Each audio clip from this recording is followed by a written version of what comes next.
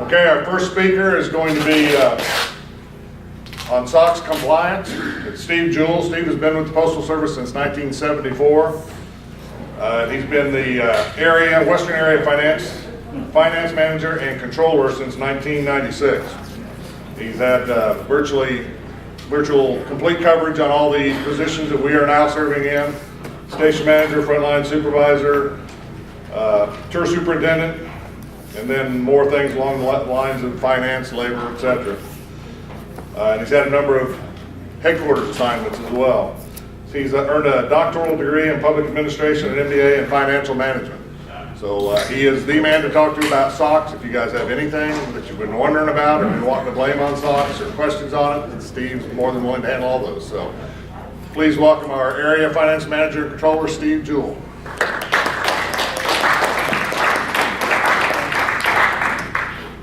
Well, let's see. Good morning, Western Area. Where are you? Okay, this is a audience participation discussion. I'm not going to give a lecture for an hour. Remember, I'm a bureaucrat at the area office, so I don't work. How about Great Lakes area? Good morning. Good morning. I should change the title. On behalf of Drew Alaperto, our Western Area AVP, he wants to thank you, everybody, for your dedication and hard work. It clearly shows in our results in the Western area. I want to thank everybody here and the teams you work with, because for the last 2 months, we've basically been #1 in the country in almost every indicator on the plus side. So we've been the best in work hours compared to SPLY, same period last year. We've had the lowest overtime rate of any area in the country. We've had the best mix, in other words, utilizing our flexible employees and saving a lot of money. And this is because of you guys and the people you work with. So he wants to thank you personally for continuing your performance throughout the year of helping the company as best as we can during these tough financial times. And in recognition of that, those of you in the Western area, before I came here, yesterday I guess I came here, so the day before was Wednesday, I issued a budget adjustment to your district managers and your senior clearing managers for 3.8 million work hours. And today, when I get back, I'm going to give you $98 million to go along with that. So that'll serve a long way in assisting us make our plan for the year. You know, we haven't made budget as an area in several years, which is kind of a first. This year, we have a great opportunity, along with the adjustments. Did you want to take me? Do you want me to come up there? It'd be nice once. Okay, one second. We'll have a great opportunity for all of us to be successful from the budget side of the house this year. But we need your help, and I'll walk you through what we need from you. Because I never come to a convention without asking you for something in return. The adjustments that are going to be distributed this week and next week, it'll show up in all of our financial reports. The first full week of June. About 85% of the adjustments will be year to date. So a lot of us will become healthy. But in order to maintain that, we're going to have to continue. We're going to have to continue our diligence. And along with the performance against same period last year and plan, we basically maintained or improved service, which is key. So you can't do one at the expense of the other. We have to do it all.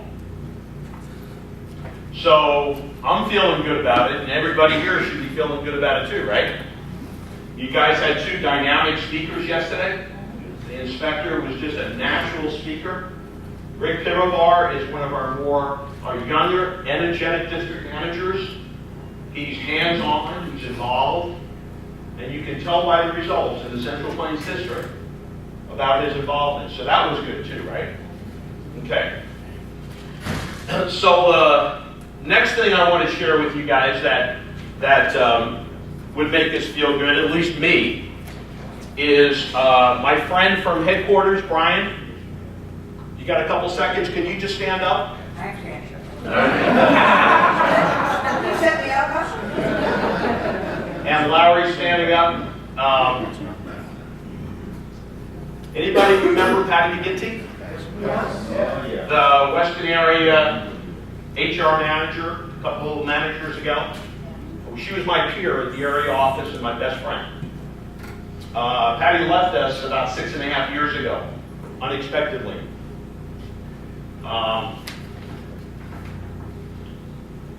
NAP's organization worked very closely with Patty for years and years. Vinnie Palladino, Louis Atkins, and the team. Patty would come out to your conventions as often as she could, and she would tell you like it is, right? If you were right, she would make it right by you. If you weren't right, she would ensure that you understood and stepped to the plate and changed, which is all we can expect of a good leader, right? Well, NAPS felt, despite Patty would have wanted this, that they really needed to do something to keep her legacy going. And the teams in the field, Brian and Lewis and everybody at headquarters, came up with an idea to name a post office after Patty.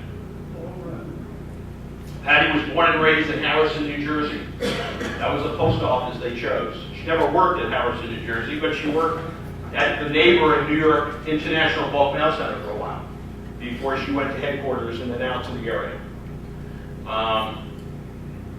They needed, when they called me, that they said, we're going to do this, and I said, just the recognition, just the thought was great, but it would never be approved. PMG wouldn't approve it. To go through Congress, the president signing it, you need the whole New Jersey delegation to sign on. But you know what had happened? It happened, and the Harrison, New Jersey main office was dedicated in Patty's name. And not to end the chapter, but I think to continue the legacy to another one. This Monday, coming up, her name goes on the outside of the building. So I want to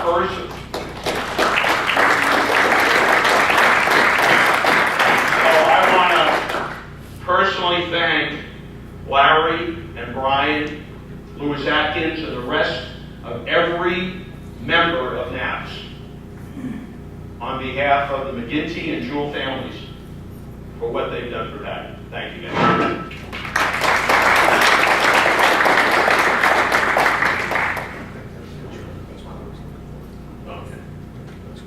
You know, for the longest time, I didn't know what MIG stood for.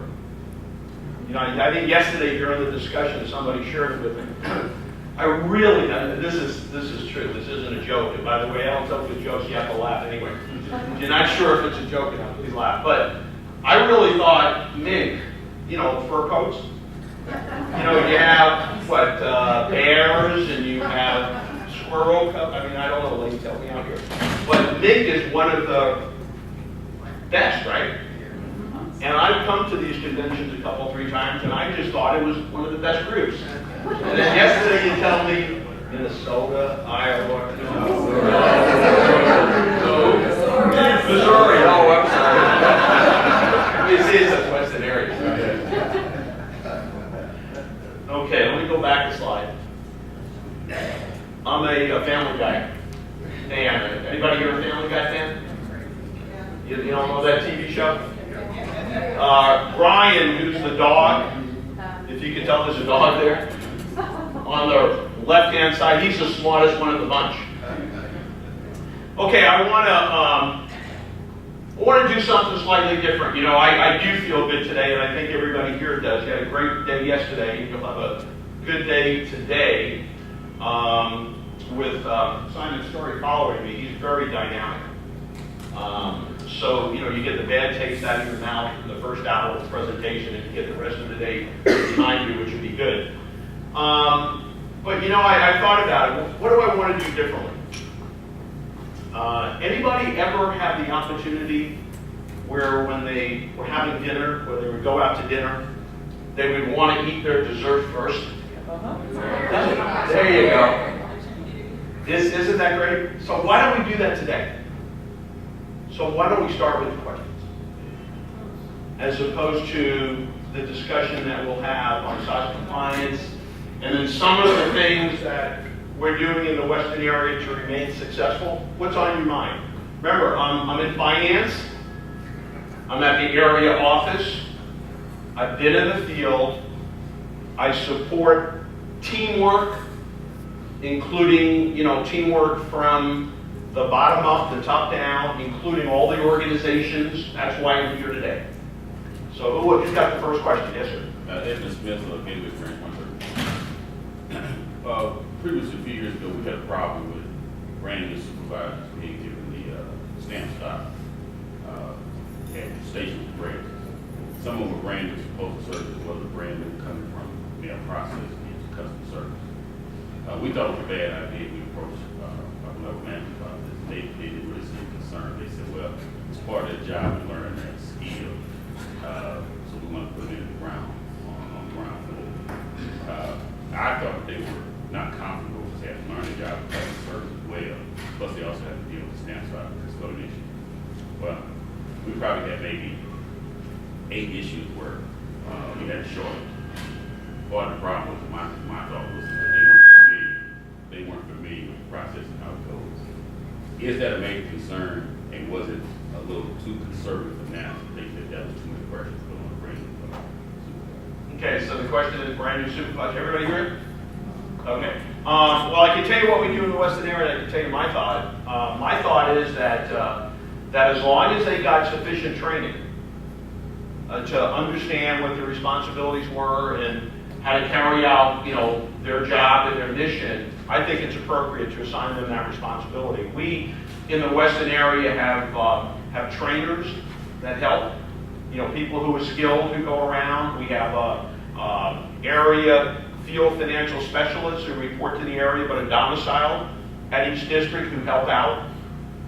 And we follow. We track any issues that might come up.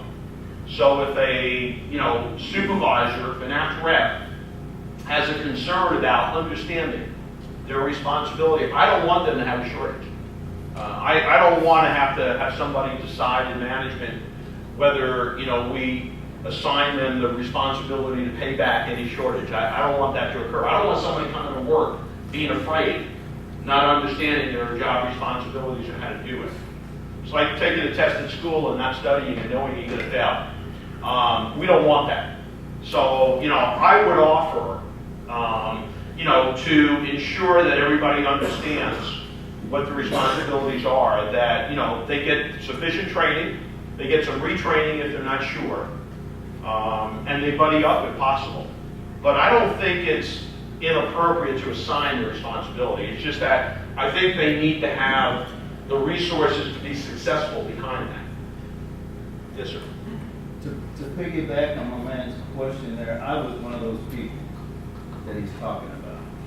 They sent me to some quick training for 3 days, and then they sent me on a detail where I took over the stop, didn't really know what I was doing, and in the full analysis at the end of the day, when I started learning, weeks later, I was $136 short.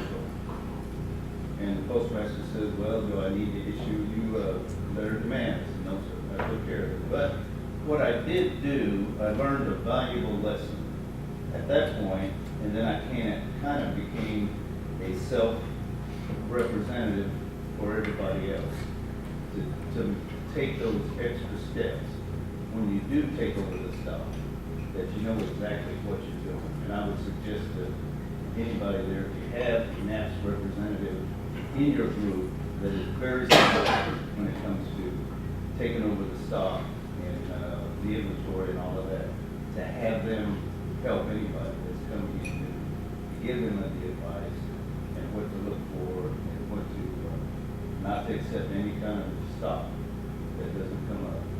Good, that's real good counsel, and I'd add to that, talk to your postmaster, talk to the MPU. Again, they can get to the finance office at the district, and we can get you some assistance, or there's again, in the Weston area, there are trainers out there that can help you. Yes, ma'am. The work hours and the money, where did it come from? Okay, great question. And I know you were thinking behind that question, wait a minute, didn't Steve say he was giving out 3.8 million hours? Didn't he? Yeah. And didn't he say he was giving out $98 million? Wait a minute, that doesn't, and he's in finance? That sounds like $25 an hour. That's not right. So where did it come from, and why is the dollars and the hours different? $56 million worth of work hours, dollars and the equivalent of work hours, came from positive workload from headquarters. That's the part that came outside the Weston area. So what I did is I took the $56 million, and I converted it to average rates per district. We assigned it to each function. And how did I allocate it? I allocated it based on how I cut your budgets to begin the year. So if, let's see, I'm making this up, but if the Hawkeye district got cut X hours from last year, from where they actually wound up last year, and those X hours represented 10% of the total Weston area reduction, I gave them 10% of the bounty. I thought that was fair. That's all we want to do, is give everybody an equal opportunity to be successful. Okay, what else did I do? We had some reserves. Not a lot, but we had some reserves in the area office. And I took April year-to-date, and I gave them to the field. I gave them exactly the same way, the same formula that I shared. The majority of it was work hours.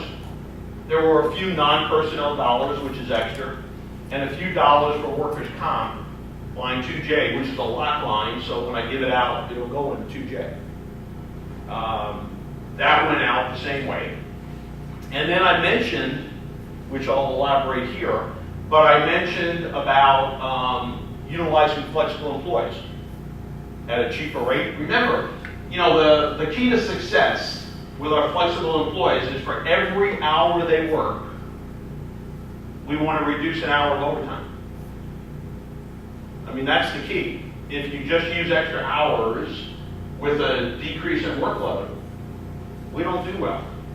But if we are able to maintain our productivity, not increase our hour usage and reduce overtime, that's that mix advantage that I was sharing with you. So I took the mix advantage through the beginning of April, because that's not pure, that goes by what they call payments. So I took the mix advantage that each district has. It was district specific now.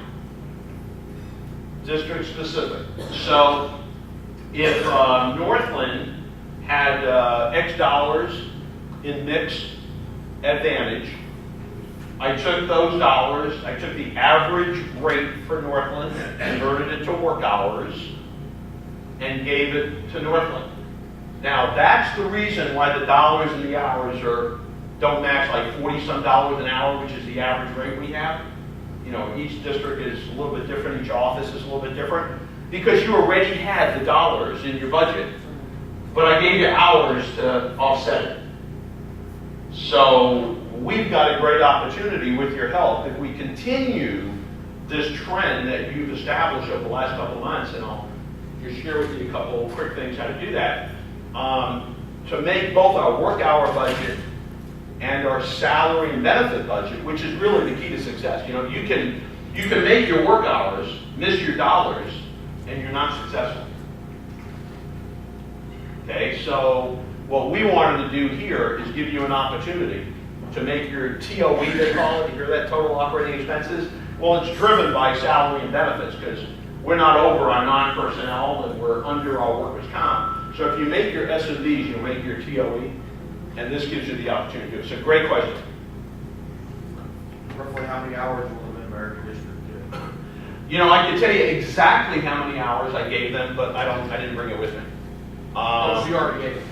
Yeah, I gave them the hours on Wednesday. Okay. I issued the final adjustment on,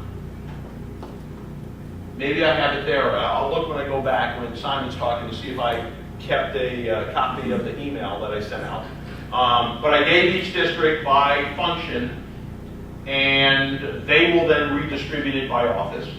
And they're doing that as we speak. And it'll be done by next Thursday. And then the first financial report that will show up will be not the first Monday in June, but the second one. It'll report on the first week. So all the financial systems will have those new numbers. So I don't remember exactly what it is. Later today, I'll give those dollars out to go along with the hours. Was there a process? But everybody got a lot, excuse me. Everybody got, I mean, if I'm giving out 3.8 million hours, everybody got their fair share. Was there a process that the districts are using to allocate? Was that rolled out to them, or they just allocate the way they want? I shared with them my process, and they have an opportunity to modify that. They have some discretion, but I think they're going to do the same type of equity that we tried to do from an area perspective. Don't worry, me and you get zero. Let me just honest, son. let me just share with you a little hint here, because when we made the final budget, I went to the district and senior plant managers and I said, rather than me breaking it out by function, you give me your recommendations as to how you think it should be given out. And some of them looked at each function, how much were you overplanned, whatever, and some of them looked at what I did. And those that only looked at where they were compared to plan, Drew and I modified some of that. As an example, Minneapolis, they recommended function 1 as an example. God, I'm making this up, 10,000 hours. Because they're probably one of the better function 1 operations plan in the Western area year to date. So they really didn't need a lot of hours as an organization. We gave them 60,000 because whether they needed it or not, it's okay to make your budget and do better than your budget. This wasn't intended to give you relief year to date. This was intended to recognize the struggle, the challenge you had at the beginning of the year. So I think the districts will do good by it. Sir. Steve Newman, Grants 930, the rest of the president. 2 questions. First one is, Well, only one at a time now. In my second hour, if I get off. And by the way, my rate for the second hour is reduced. good. The first question is about going back to the hours and the overtime. Omaha is adjusting. We continue to adjust. We pick up 2 more cities in June, which means in the calling area, there's more hours, there's probably more overtime hours. So I'm trying to get a feel from you how that's all going to equate in the end, because as I understand it, Omaha and actually the Central Plains has been real close to the bone when it comes to manpower and stuff for years and years and years. So now we're hitting a point to where, you look around us and then you go to find somebody to do something and there's nobody there.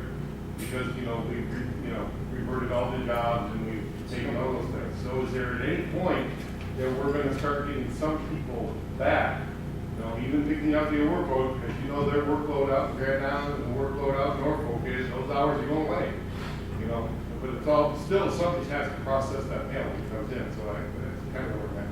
Okay, so, and I'll point to my peer at the area, Simon, to help me with this one, but I think there's 2 questions here. One is, we've got some consolidations through network rationalization and a few things. These adjustments that I refer to really don't hit those. We've made those adjustments already. So if an office, I'll take that back. The ones that are scheduled to start June 1st, these consolidations, we made the decision not to cut your budgets for this year. Okay? And what I'll do next year is I'll give you a whole annualization of it, rather than giving you 4 months this year and then 8 months next year. We just thought that was fair not to disrupt anymore. But all of the others for this year, we've already made the pluses and minuses. So if an office is going away or they're losing a significant amount of their workload, we took hours away from your budget. If it went somewhere else, we gave hours. We may not have done one for one because the name of the game is to save. So we might have done it based on productivities and workload. So it's not necessarily if I cut you 1,000, I didn't give somebody who picked it up 1,000. I may have only given them 800. It just depended on the mix there. Your other question had to do with staffing. And I know Simon will tell you that, and I think I heard yesterday from one of the speakers that, Rick, we've given the green light to fill jobs. Simon, correct? That's correct. We want you to have the resources to be successful. We all know the struggle the organization's going in. This was not created by the Great Lakes area or the Weston area. This is just, the economy. This is nationally. We hope to get some legislation eventually to help us all out. But we have to move the mail. We have to ensure service is maintained or improved. We have to do it as efficiently as we can. We've got some great opportunities with these new contracts with the flexible employees, the CCAs, the mail handler associates, the PSEs. We need to utilize them better, more efficient, hour overtime out for an hour worked. But I think Simon, as the chair of the Area Complement Committee, will tell you that when a request comes in, it's seriously considered, by a multifunctional team. Anything to add? Well, there's so much now, Steve. Okay, then we'll let Simon do it during his time. Yeah. Because my time goes so quickly, Larry. I don't understand why I don't give you enough time on the agenda. I brought this up a couple months ago, function 4 hours. Nobody really wants to hear it, but we don't have clerks out there that can throw 11 feet of letters and 9 feet of flats an hour. We don't have clerks anymore that can throw 336 packages an hour, because now out of that 336 packages, about 300 of them have to be also scanned. But yet we're held to these standards for our budget on function 4, and then you have wait time and line failure, and they're jumping all over you. What do you want us to do? You touch down one clerk on the window for a half a day. What district? Must be. It's the Mid-American District. Great Lakes area. No, we're, Yes, of course it is. My question is, like, on the plan, it's impossible, I don't even look at the plan, because it's impossible to realistically even come close to making that plan if you don't have even enough hours to shoot at, because their standards are so they're just out of whack. Somebody really needs to look at that. I mean, It's a fair observation. Now, I'm not certain. I'm not the standards guy, but I'll share with you. oh, and they have training also about every week too now, that they have to do, whether it's BMU training, clerk training. Well, we get to So it's like compliance. an hour and a half, hour and a half, 2 hours a week. We don't have the hours for that. Well, I would just share with you. It's like your bank account at home. If your check gets deposited, which I guess everybody's check automatically gets deposited now in one of our bank accounts. So let's say it gets automatically deposited in your checking account. Let's say it's $2,000. And, you can only spend $2,000, right? Yeah. I mean, if you spend more, you might have an overdraft or something. The Postal Service has kind of like an overdraft kind of a thing, because it's not like the government where, you can only spend your budget and that's it. And unfortunately in the government, if you have too much in your budget toward the end of the year, what do? You find ways to spend it because you don't want to hurt yourself for next year. That's not what we do in the Postal Service. But if we go over plan, we go over plan. But when nationally a budget is set and approved by the Board of Governors, it's then pushed down through the 7 areas. And then the 7 areas push it to the 67 districts. Thank you. Must be an operations man right here. 60 maintenance, and you're coming over to the western area. 67 districts. What we try to do in the western area we try to give it out as equitably as we can. So, you know, we have a finite budget, That's why I hold some hours in the reserve that I've just given out, is because I could make a mistake. There could be something that burps. There could be something coming from headquarters. As an example, we got a rural adjustment from headquarters late in the game. I didn't have to go to the 12 districts in the western area to cut their budget because I had kept it some in reserve. At least I had some foresight that something was coming up. And I was able to mitigate that without having to have a budget reduction several months ago. But we give out what we have, and we ask you to do the best you can. Okay, I mean, that's the key here. We know in all circumstances, you know, one could say, how fair is the budget? It's as fair as we could make it based on the total national picture. So it's not like we're picking on a district. It's not like we're picking on a plant or a post office or an individual, whether it's yourself or your boss or your subordinates. And as far as the stand is, I you know, again, from an operational or HR perspective, I'll Simon will pick on that later maybe, but you know, we do have productivity programs. We do have variance programs. And the variance program takes a look at your actual workload. And it takes a look at the hours you earn. And it takes a look at the hours you use. And the budget is never set for you to be 100% perfect. If you were 85% perfect, you'd make budget. So, you know, I can offer that. I'm not making an excuse. I'm not defending anybody, Jeff. But as far as wait time in line, yeah, we have a thing that we don't want customers to wait that long. I don't think in the western area, at least, we're overly burdensome in pushing extra staffing at the window at a cost to offset anybody waiting. But obviously, if you show up on a list, which we have plenty of tracking mechanisms available, then we'll come talk to you and we'll try to find out what's going on. But you know, whether it's an individual situation or whether it's, you know, in the perspective of the total organization, I think we have to be cognizant of the fact that when I got the western area budget, $9 billion at the beginning of this fiscal year, I said the same thing you said. This won't work. Now, I didn't say it out loud, because if I did, nobody would try, right? But I said to myself, I don't understand how the team's going to be successful. And yet, 20 minutes ago, I shared with you, in the western area, you've been #1 in the country for 2 months now. And with this budget adjustment that will be coming down to all of you, you have an opportunity, if you continue through the rest of the fiscal year, to be efficient and more efficient and reduce overtime and use your flexible employees to not only make your work hour budget, but your dollar budget. That's kind of the best I can offer you. And, well, now, my second question, you're getting ready to talk about SOX compliance. Maybe I shouldn't have gone dessert first, because I didn't think I'll never get to the main course. Guys. The SOX compliance, Yeah. you know, here in Omaha, we have major roads. Yeah. One of those is FDR. Yeah. FDR I'm very familiar with has millions of dollars. Yeah. And I know that getting information, I'm concerned that we're not getting our fair due from that company and being paid for what we do.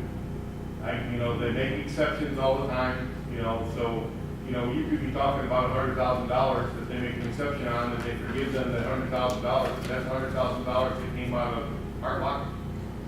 And I'm just wondering how the SOX compliance thing is really starting to work, because, you know, there's examples, and it's been reported, and it's gone to the IP, where, you know, we're not getting our money, and that's a big concern. You know, we're working hard to gain the money, and I view the Postal Service as a business. And, you know, if we were FDR's customers, they wouldn't be forgiving us $100,000 out of their pocket. Let me share with you my involvement. You know, I got headquarters to reverse 2 SOX compliance exceptions charged to the western area and the district for FDR. because FDR wouldn't do what the standard operational procedure, SOP, said they were supposed to do. Headquarters took them away from you and me and charged headquarters. I wanted it just taken away entirely. Well, they charged headquarters. They did at least the right thing by us. And that is a struggle, and FDR gets tested probably weekly because they're so big and it's a random sample. I've argued against that and I've lost, and now I understand why I'm not going to argue anymore. It just happens that way. But, you know, I'd like more information. Maybe you can send me an email or we can talk on the phone, because nobody writes off revenues due to Postal Service, period. Nobody does, not even headquarters. And the only thing that I could think of, if there was a situation where somebody said to FDR or another customer, you know, I charged you this cheaper rate, but you didn't prepare the mail properly to get that discount. Therefore, you owe me $100,000. I've been involved in cases with mailers where I've had the authority to negotiate a settlement if I deemed appropriate, or have the attorneys push it if that's what I thought. And we don't take that lightly at all. So I don't know anything about waiving $100,000 with FDR. It never came across my desk, and it didn't have to. It could have went directly to headquarters. They're so big. But if headquarters would have waived it, it wouldn't have been because we don't need the $100,000, and it wouldn't have been because we like FDR. It would have been because there's something there with the $100,000 that a executive or somebody in headquarters felt wasn't appropriate. So I'll leave you my card, and we can follow that through. FDR is a unique operation. If we were able to get to talk about SOX compliance, it's the most difficult. We have 23 continuous mailers in the Western area, and it is the most difficult part of SOX compliance. And I've got proactively, I want to talk to you guys about what we can do and how you can talk to your team members and your peers and your craft employees about what we can do to maintain our readiness to be more successful. Do you know who they filled the PCSC positions with at headquarters? PCSC. Yeah, the ones that actually will make that decision. Oh, PCES? No. Executives? No. No. The Purchase, the whatever? The committee at headquarters that sorry. actually decides on that writing off.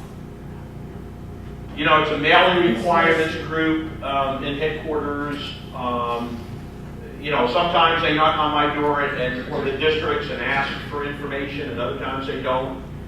But I've never dealt with them where they've just been, you know, mailer friendly and just write things off judiciously. You know, they really try to preserve all the revenues in the organization. So again, if anybody has a specific situation that they feel the company's been wronged, I want to help you if I can. I want to better understand it. You know why? Because that 100,000 would mean how many less hours you would have to cut. See, profitable revenue is as good as reducing an hour, a work hour, an overtime hour. So we want every penny we earn. Okay. Presentation. Another question. I'm sorry, last. No. Don't be sorry. We could do this, and this is what you want. You see, I'm here for you guys. Larry only gave me a menu, and I chose A and B, but. One of my prayers brought to my attention this week. He brought me and said, is this right? You cut this bundle. And the address on the top of the bundle was Resource Standard. Inside that bundle was first class subscriptions inside the bundle. So somewhere we're losing that revenue. That a mailer sending out Resource Standard bundle, but they're hiding, I won't accuse them of hiding subscriptions within this Resource Standard bundle. And I would offer to you sometimes it's a mistake and sometimes it's other than a mistake. But I think there's a process to follow.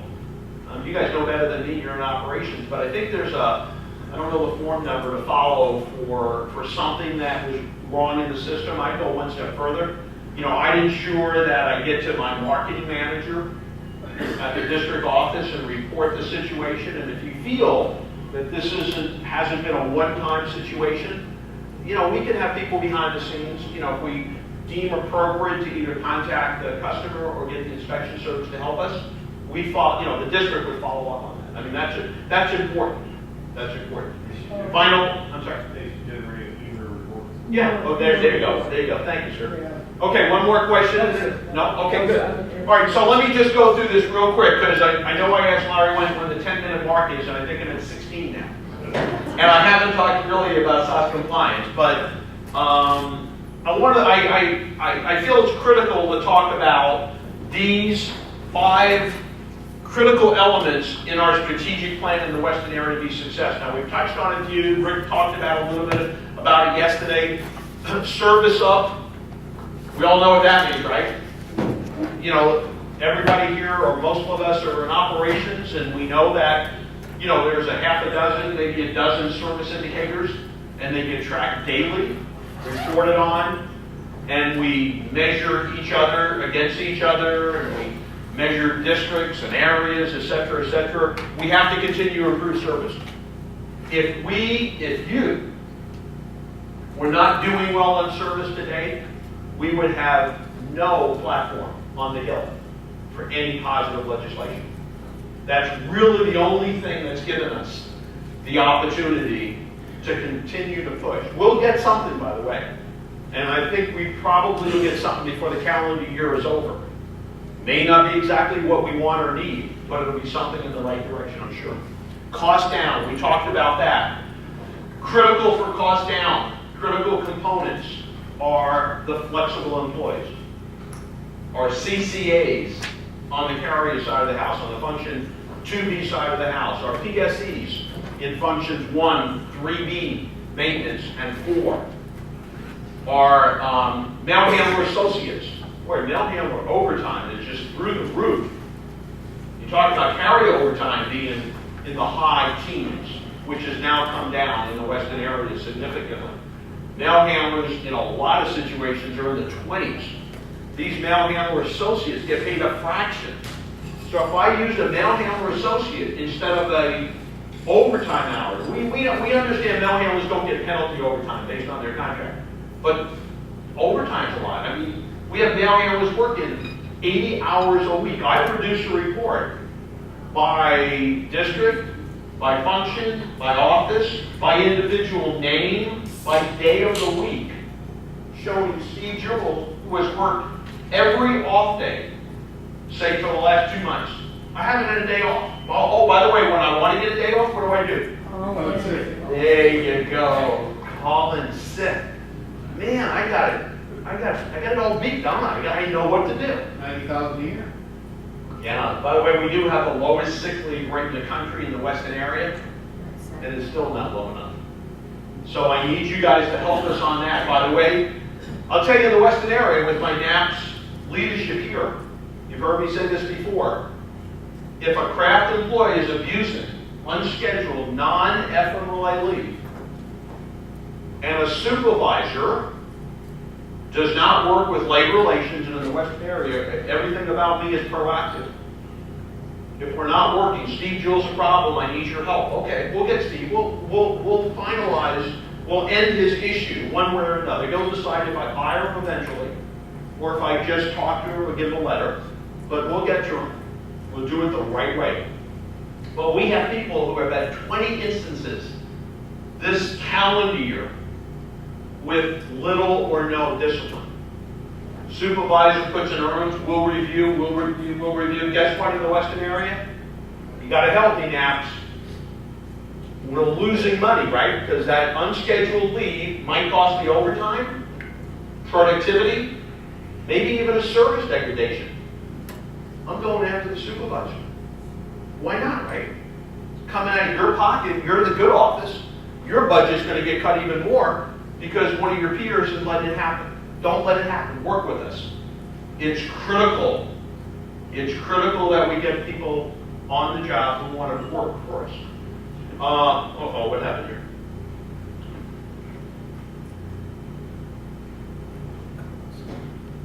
developing people. About 10 minutes left? Yes, ma'am. Okay, continue, Vice President 131. Really, you talked about the people with the schedule act. We have just as many abusers of FMLA because you get these documentations that the person needs to be out maybe 3 times a week for their headaches or whatever else they have. What do you do? That's overtime. That's time and a half. That's all those things that you talked about. Great observation. FMLA, I don't skirt it, but it's a legal issue, FMLA. So we have to protect the individual supervisor, and I have to protect the company. So when an individual either asks for FMLA or has a situation that we think might be covered by FMLA, we have to advise the headquarter organization who's now doing the FMLA to send them a package to get certified, right? They go to the doctor, they get the package certified. It was a little bit easier, a lot easier when we had FMLA coordinators at each district. Okay, but I've got to work around in the Western area. So we do get a certified FMLA case. Remember, in ERMS, when they call it, you can't see the condition. You can see the case number and the frequency. So it says Steve Juhl, 1 time every week, maybe, or twice a week, or whatever. You don't know it's migraines, or you don't know it's surgery, or whatever. You just know the frequency. But if you think, well, by the way, sometimes, even though Steve's frequency says once a week, we're letting them off 3 times a week. Okay, so that's on us because we're not looking at the documentation.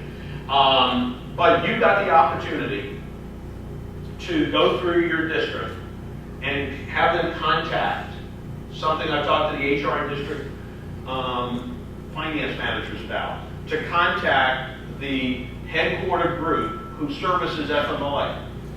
And if they feel a second opinion is required, they'll do that. And if they feel an investigation is required, they'll help you with that also.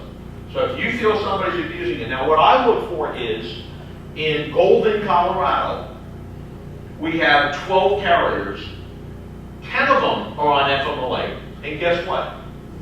Dr. Story gave the certification from all 10 of them. That's what I look at, and that's when I go to the IG, and the IG has worked with you. I don't go to the IG a lot. There's no IG here. So. Okay, I partner with the IG, but I want to keep things in the family. That's outside of the family. To me, that's abuse. We have one of those doctors in our life. Yeah. I just want to point out, we'll cover some of this on Saturday morning when we get to the local, we'll cover on our problems. But I would, as Steve points out, use the support available to you because you can be held personally liable.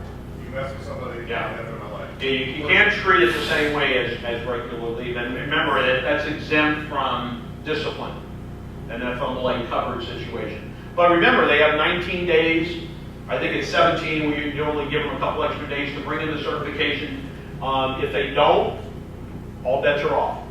I got to go forward. Okay, one more. Yeah, what's the process of challenging that? Like the first step isn't to come to you or the area. Where you get a certification. No. When we're challenging a certification, like her example was, they're supposed to be off once a month with this condition, and they're off 8 times a month with this condition. Okay, you go through your district office. I don't know, you work through your rental, you work through your plan, whatever your district has set up. You go through your district HR group, and they will notify the HR service center who has the FMLA team, and you give them all the particulars about the case, the individual's name, etc., and they will pursue it with you. You don't have the staff to do that. We don't want you to do that. Okay, real quick, developing people is not real quick. We in the Western area, and I'm trying to maybe even talking to you about this in detail, we want a bench. We want to develop people. Even with the financial constraints we have, we feel we can't afford not to get people ready to be future leaders of the organization. Managed complement, we spend a lot of time on that. Growing the business, you know, $1 in profitable revenue is as good as cutting $1 in expense. It all goes to your same bottom line, so we want that revenue. Okay, so I've got a real big presentation here in SOX compliance. Trust me, I do, see? And I didn't intend to use it, even though I only have 7 minutes left. Here's why we're doing SOX compliance. Here's what I need from you guys. Okay, we're doing SOX compliance. Postal Service is covered by the law. You know, we had some crooks in private industry some years ago, and they passed Sarbanes-Oxley, our two senators or congressmen who got together and sponsored a bill to have fiduciary responsibility in organizations. And the Postal Service either signed on or was told we're going to sign on to be covered by it. The key here is that you follow the policies and the processes that you've established. Now, when we started SOX compliance about 2.5, 3 years ago in the Postal Service, it gave us the opportunity to reevaluate some of our processes and policies. And we're continuing to do that. As an example, some of you are approving officials, right? CCAOs, you have people who work for you who have smart cards, credit cards? No? Okay. Well, we changed that process. The requirement was in 3 days, I had to sign off on a half a dozen people who had credit cards that I approved. And you know, anybody could be out of the office in 3 days. We changed it to 30 days. And now we're SOX compliant as long as you do it within 30 days. So that's just a simple example of how we can modify our processes and policies. But the key that we're dealing with is revenue protection. Is we want to make sure we don't lose any money because we're not following processes. So anybody here a supervisor or manager for a BMEU? Okay, critical, right? You know, all the money that comes through our BMEU from major customers, we don't pay your salary based on somebody mailing a check to the bank or somebody writing a letter anymore, do we? We've lost that. We're out of, you know, the first class single piece mail has been declining, you know, 50% over the last 10 years or so. You know, we get it from a bulk mailer. So BMEUs, business reply mail. All of you who work in post offices and stations have that, right? You don't give out the mail to a customer until it's recorded on the account. We look at that for SOX compliance. PVDS in plants, for those of you who work in plants. And now we've added statistical programs. Otis RPW testing. We're doing upstream now as much as we can at the plant, but most of it's at the post office or station, right? Here's what you guys need to do for me on anything in SOX compliance. If it, you know, whether it's being measured or whether it's not, does it really matter? We all want to follow guidelines. It's like proper timekeeping, right? It's like proper volume recording. It doesn't matter whether it's, quote, SOX compliant. It's the right thing to do. It's policy. You know, I've always told you guys, don't write things that aren't true. I don't care. Let somebody yell at you, God forbid. But don't falsify something. Nobody can protect you. Now you can't protect you. You do that. They'll protect you if you're late, if somebody pushes you. I don't mean that, you know, physically. But, you know, if you just don't do something that you needed to do. Somebody said to me, what about making the budget? I don't make the budget. Well, don't cheat. You don't make it, you explain it. SOX compliance, proactive. We created in the Western area district SOX compliance teams. We have an NPU rep. We have the manager of finance, the manager of marketing, the BME manager. We have a VRM rep, a PPDS rep, operations is all over the group. The same at the area office. We talk regularly. We meet regularly, so do the district teams. We talk to our teams. A supervisor, a manager, a craft employee, be it the BME, be it wherever it is, needs to understand what their role is, what their job is. Somebody talked before about the stamps and all. If you don't fully understand, if you're not comfortable, you're not going to do well. You need to understand, and it's not when you're tested, and it's not, you know, the results of the test. It's before.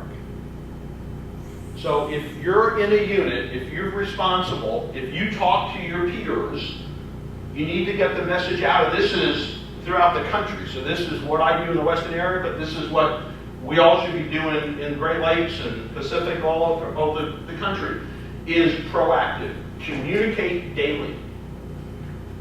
Professionally challenge your team. if they understand what's going on, what their responsibilities are. Don't wait for a headquarters or an area test to get results to find out whether you passed or something other than that. If you're comfortable understanding what the rules are and how to do it, then you'll pass. Don't take shortcuts. We have too many people who say, oh, Steve Juhl Company, they come every week. I don't have to check their mail. Somebody's looking over your shoulder, you failed the test. You failed it. What's the ramifications to the company if we don't pass SOX compliance? You know, we put out a financial statement at the end of the year. We currently have a significant deficiency in statistical programs. That's why it's a big thing right now. And we don't want to elevate it to the next step, because it means people lose confidence in the Postal Service. Maybe there's a lot of money going out the back door that we're not aware of. And the last thing on stat programs, if you work at a station or at a post office, you've got responsibilities as operations managers to isolate the mail, to make sure your employees know that there's a test that's going to be conducted the next day, and to leave the data collector alone so he or she can do the test until they're finished. We have carriers coming up to the data collector saying, come on, I need my mail, I gotta go on the street, I can't go late. That causes failures.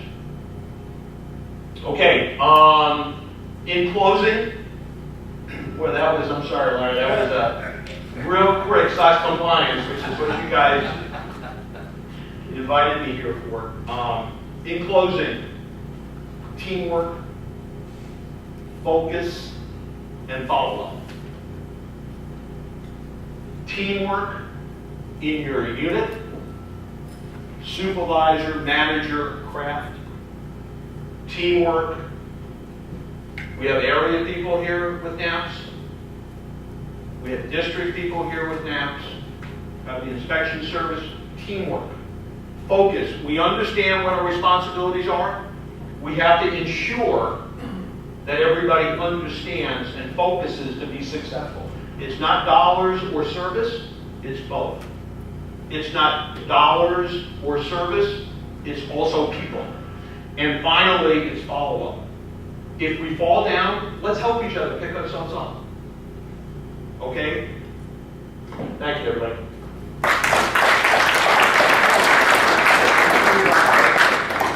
I'm not sure what time you leave today, Steve. What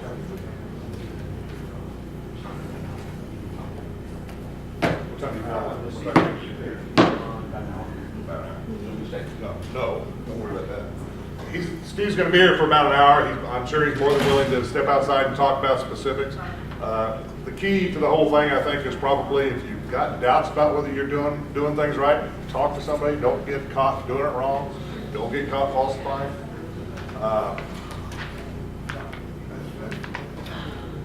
We'll cover a little bit more of this on Saturday morning when we cover the more specific things about what we're dealing with. So, but take advantage of Steve while he's here for the next hour.